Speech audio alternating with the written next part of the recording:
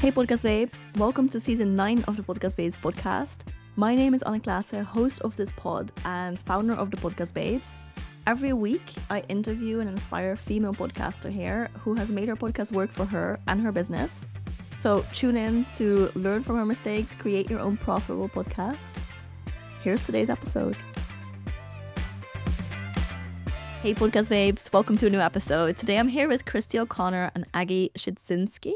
They're very experienced business owners and also the hosts of the Badass Women in Business podcast. So I am very excited to have them on the podcast to talk about business and podcasting, and they know a lot about both. So ladies, thank you so much for being here today. Thanks for having us.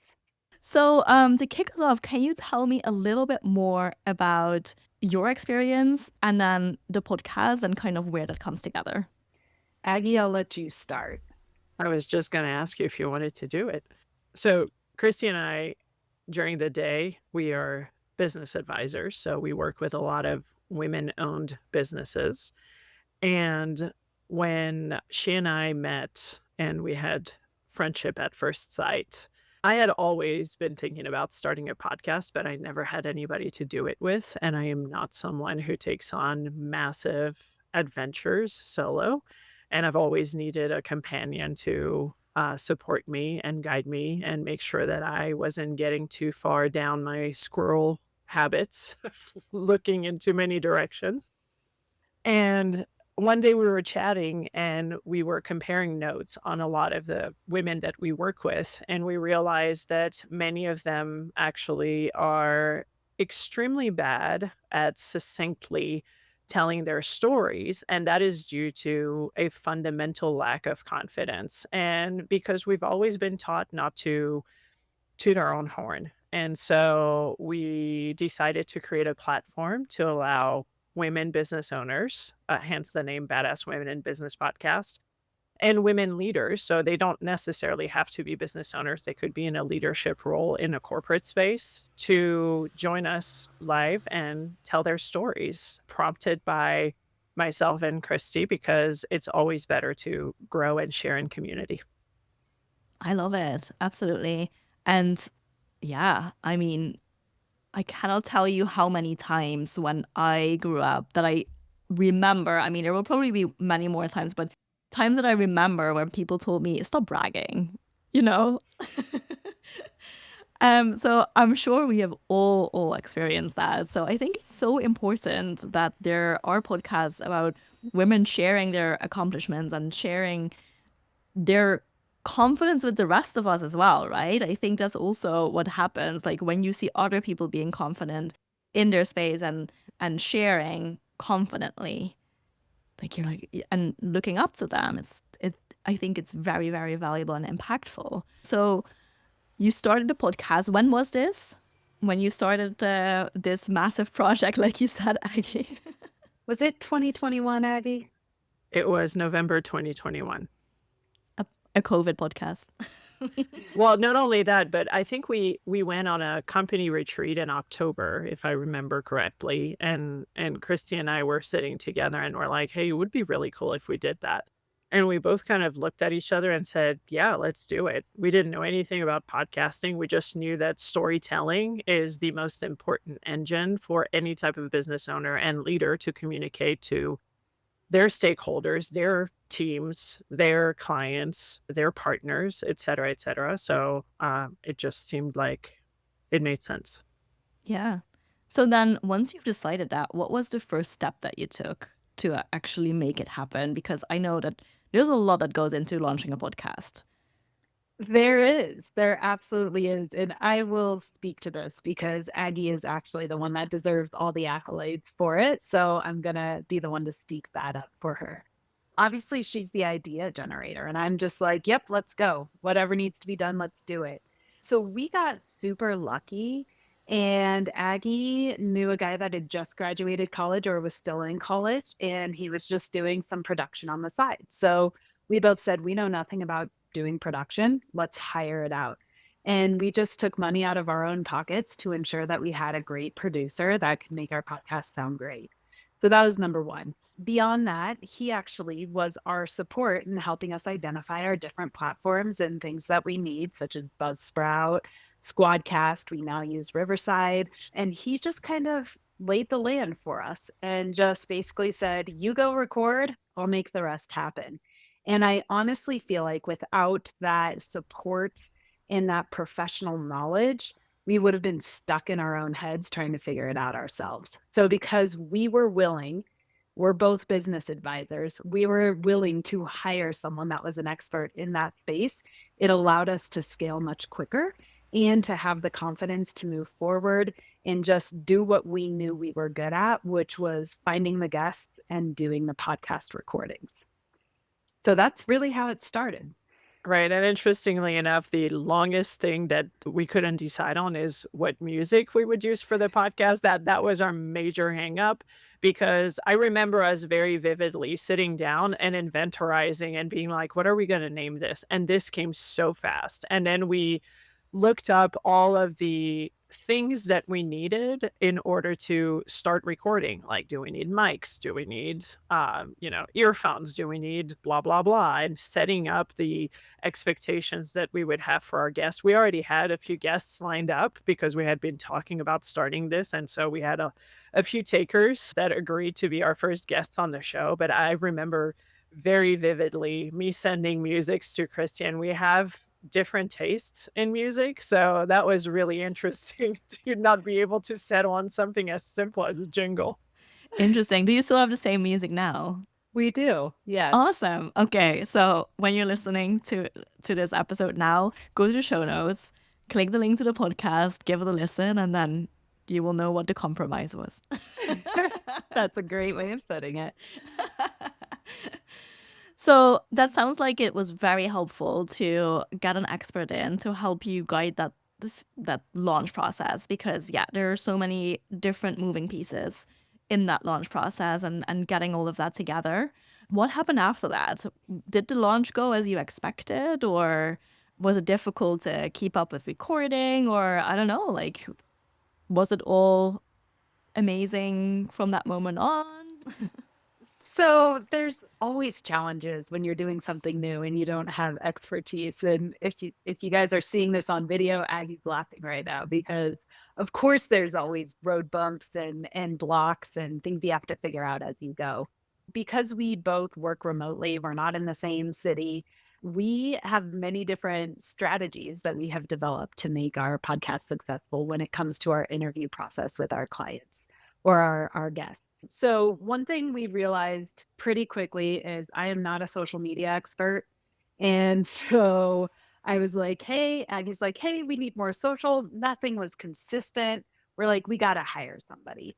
So after attempting to do the social media aspect myself, we recognize it's not my strength. And again, we're like, let's outsource, let's find somebody that can do it for us. So, in essence, we made our success through leveraging other people's expertise, right? We never script any of our questions with our guests.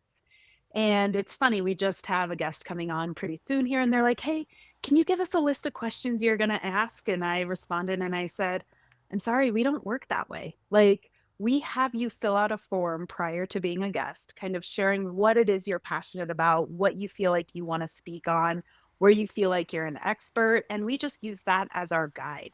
Our conversations are just very fluid, as if we're sitting on the couch together in a coffee shop and just having a conversation around business and what your entrepreneurial experience has been like. So that's kind of how we've morphed and done things over time is, again, we identify things we love to do and we keep doing those. And then we identify the things that we are not the best at or don't have capacity to do from a time perspective. And we delegate and hire those pieces out. So it's been an evolving process over time. Aggie, do you have anything else you want to add?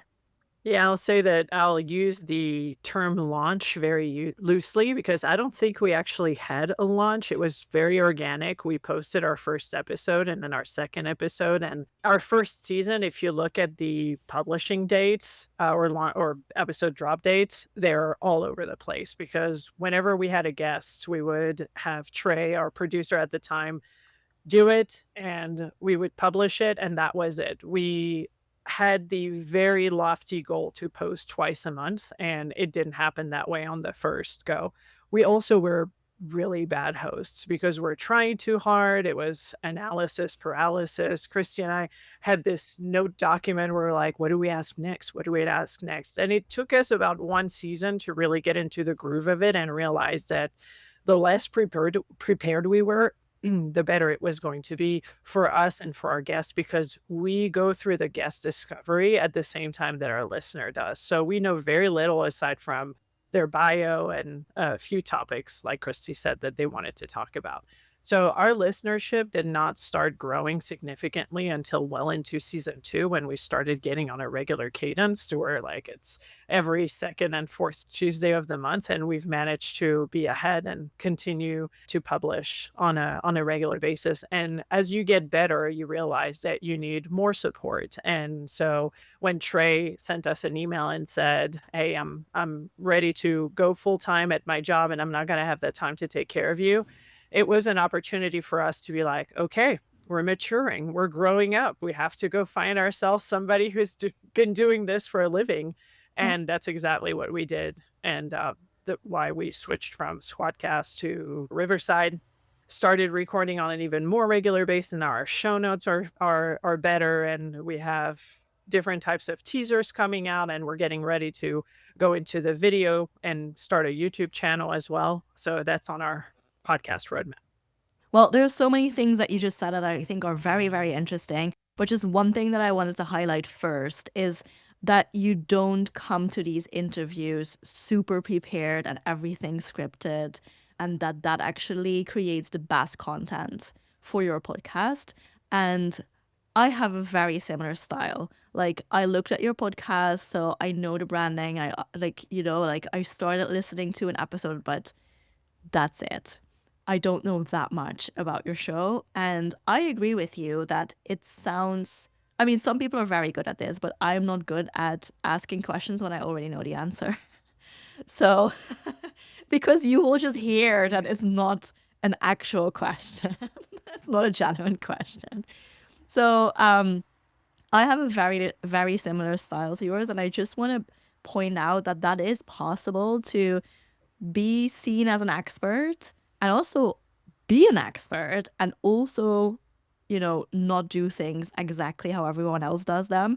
And it's not the more prepared you are, the more you care about the podcast, or, I think figuring out what provides the best or like what creates the best content, that's just showing. And that's also a confidence thing, I think. So yeah, I thank you very much for sharing that. I think that's just very important to highlight. That is an option, when you're listening to this and you're hosting your podcast and you spend hours and hours on guest research, like maybe try doing less and see what happens. It might be a really beautiful organic conversation. And I would like to just add to that too, that typically our guests by the end of our recording are like, oh my gosh, I was nervous by not having questions, right? The scriptedness of it. And this was the best podcast experience I've ever had. Yeah. Right. So it actually brings, even though the guest, if you are a guest on a podcast, do not get nervous that there isn't questions pre-scripted for you, because it does allow you to have a much more organic conversation. And, we have heard that time and time again, that it just relieves them. And within 5 minutes into the conversation, they literally just feel like they're having a conversation with a friend. So recognize that it is also powerful for the guest to not have to feel like they have to answer all the questions in the exact way and move on to the next, right? It allows for a little bit more fluidity and autonomy through the conversation. Yeah. I think as a host, it can be scary as well as for the guest, right? Because as a host, you're like, but what if I don't know what to ask? But I think as a host, the best thing you can do is to listen, active listening to your guest. And by not having any questions scripted, you have to do that, because there is no next question. So if you don't know what your guest is talking about, well, good luck with that next question, right? Then you don't know what to ask. But if you do actually listen actively, there's always a follow-up question. And that's one thing. And then the second part to this, I think, is also just knowing your audience very well. So, when you're listening to this podcast, I know that you're interested in podcasting, you're a female entrepreneur, you're either thinking about starting a podcast or you have already started it and you're trying to make it work. That's what I know about you. So then that also means that the questions that I'm asking you, Aga and Cristy, is for our listeners. So I just put myself in her shoes and think, okay, well, what would she ask next? What would she be curious about? And I will admit, I'm a very curious person, so I love asking questions. So I also do this a lot for myself. So are we, trust me. part. That's what we do for a living. So if we couldn't ask questions on our podcast, then that means that in our day job, we're pretty bad at what we're doing. Yeah, exactly. So it actually aligns very well with the day job. So you told me that there have been quite a few changes that you went through and that the podcast really started to pick up and that there was definitely audience growth happening once you started to be more consistent in releasing episodes and also promoting episodes, right? You mentioned that you had to hire someone to help with social media. What were some other things that you changed or that you tried and maybe didn't work? I mean, we've had a few false starts in terms of, I think that for the first year and a half of doing the podcast, we weren't really clear on where we should promote it in a very effective way. And we've only skimmed the surface of the tip of the iceberg at this point in time. There's so much more we want to do and so much more that we know we can do in order to produce this. We're getting some really significant traction with PR companies that specialize in women-owned businesses as well, or have clients who are women-owned businesses from all over the world. We get requests from Australia, from the UK, from Canada, from the US, and any other English-speaking country. So that's awesome. And we can see in our analytics that we have our audience growing in significant markets. It's very consistent, but it's growing. So that's nice. Can you share a little bit more about how that works with the PR company? Because I think not everyone might know what these companies do exactly. So to be 100% honest with you, PR companies are finding us. We are not doing the outreach to them. So typically, PR companies are looking for platforms and opportunities for their clientele to have a voice. The client could be launching a new book, could be starting a new business. They're finding opportunities to get that entrepreneur in front of an audience that could benefit from their services, their products that they are offering. So typically, we just have people go onto our website and say, hey, here's a guest. Would you like to have them? And then basically we say, okay, we send them off to our admin and we say, can you go ahead and see if this person's good to schedule? Or Aggie and I will go back and forth and go, yeah, this is a good one. Or no, we've had 5 other coaches in this space. Let's lay off this space for a minute right now and find a little bit more diversity. So as far as the PR companies go, can't say that we've had to outreach to them. They're outreaching to us just because we have our presence. Exactly. Thank you very much for clarifying. Yeah. I think so. Then how it works is that if this person comes on your show, their goal is to get in front of a new audience, but then they also bring their existing audience, and that's how they find your podcast and then keep listening.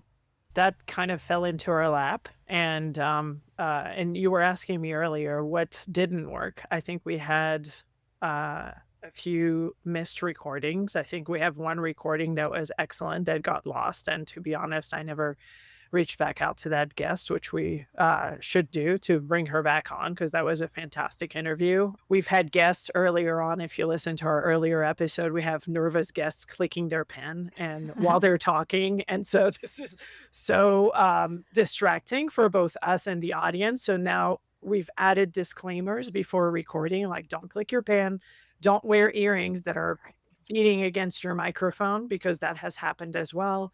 And also relax, because we've had guests at the beginning that were so stressed, and we're trying to make it as comfortable as possible, but people are just trying to get their best language forward and speak in an impeccable manner. But the fun of the thing is that even if you stutter, our producer can get rid of it and make you sound perfect. So don't stress.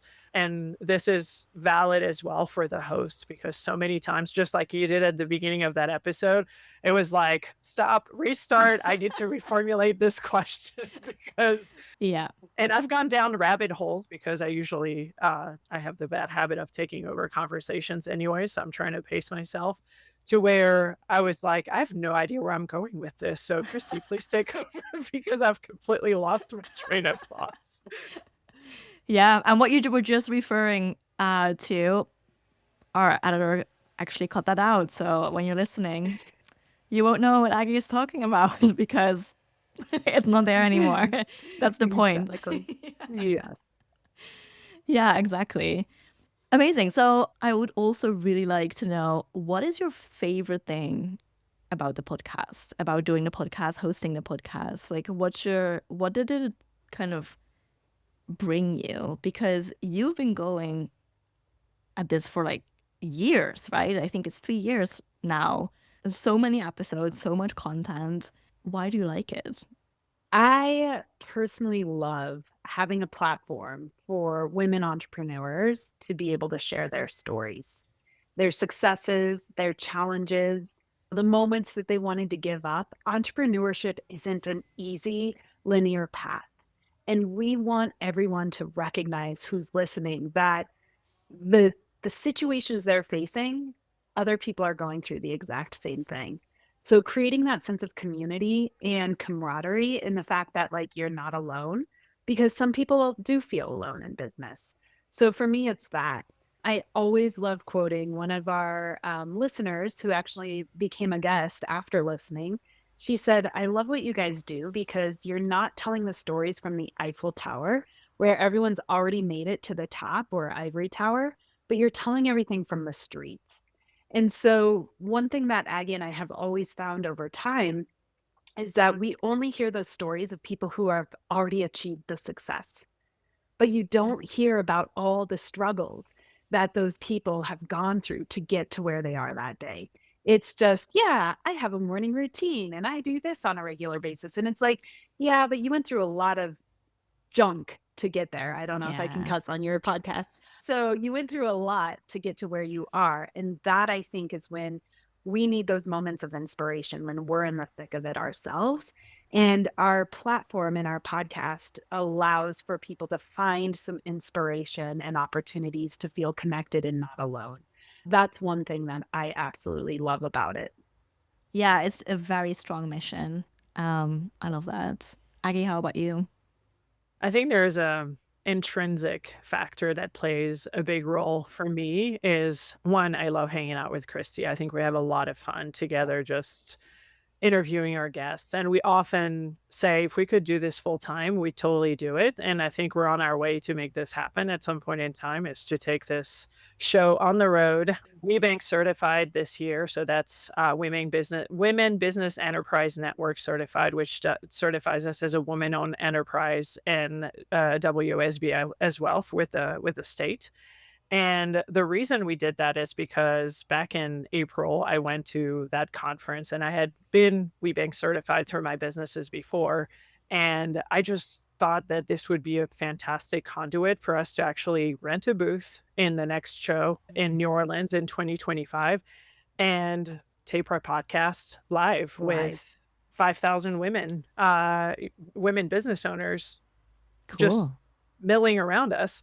And so that's been a big vision for me, because I truly love giving that voice to women who may think that, my story is not that extraordinary. No, your story is extraordinary, because the number of women who actually do not take this step to start a business or put themselves out there to be a leader of a company is very minute compared to the number of women on this planet. And I think that a lot of times everybody waits for the perfect time to start a business, be a mom, get married, be in a relationship, et cetera, et cetera. But what we're trying to showcase is sometimes circumstances make it that there is no perfect time. It has to happen. and necessity becomes the mother of invention, and you have to put yourself out there and jump and be who you are meant to be. And that's what we want to show in the podcast. And it just makes me giddy every time we're taping with a guest. I get so excited because I get to unveil yet another story of an extraordinary woman walking on this planet. I love that. Well, we'll add all the links to the show notes, but can you also share the link where people can find your podcast? Online, you can find us at proofher.com. This is a shortened URL. It's our holding company for our podcast, or badasswomeninbusinesspodcast.com. We have a bunch of resources. All of our episodes are on there, although I could do a better job at updating the website. Perhaps it will be our next investment on making sure that our website is actually up to date all the time. And online, you can find us on Facebook. It's Empowered Women Leaders, but also Badass Women in Podcast, and same on Instagram and same on LinkedIn under Proof Her. So as long as you type Proof Her, I'm pretty sure that you can find all of our links. That's spelled PROVEHER in one word. Perfect. And yeah, like I mentioned, all the links are also in the show notes, so you can also go there. Make sure to check out the podcast. I love what you ladies do, so definitely keep going. Thank you so much for coming on the podcast today and sharing your story with us today. It's so cool to hear the changes that you made in the past 3 years of podcasting and what worked really well, what might not have worked as well, but you learned from that. And yeah, thank you for being so open about those challenges as well. That's super helpful for our audience. So thank you so much. Thanks for having us. Absolutely. Thank you. All right, that's it for today's episode. Need some help to get your podcast off the ground? Not sure where to start and what to focus on? Go to thepodcastbabes.com to schedule a call and learn more about our podcast launch and production services. See you next week.